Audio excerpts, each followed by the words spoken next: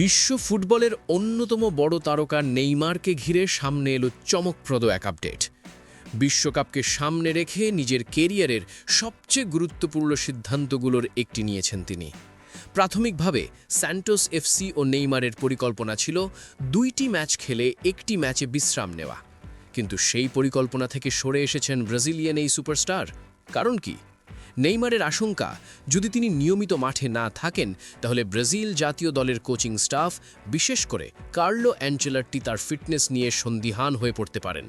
বিশেষ করে টানা 8 থেকে 9 ম্যাচ খেলার সক্ষমতা নিয়ে প্রশ্ন উঠতে পারে।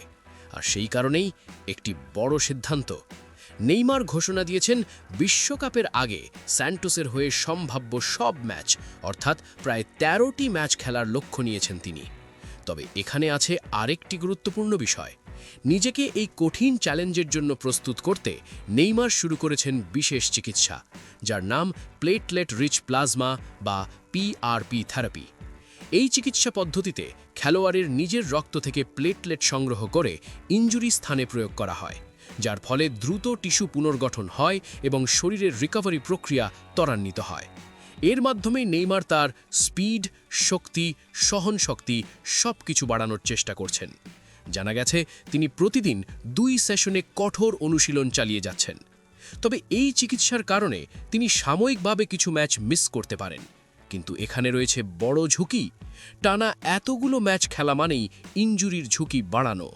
তবুও নেইমার সেই ঝুঁকি নিচ্ছেন একটি স্বপ্নের জন্য।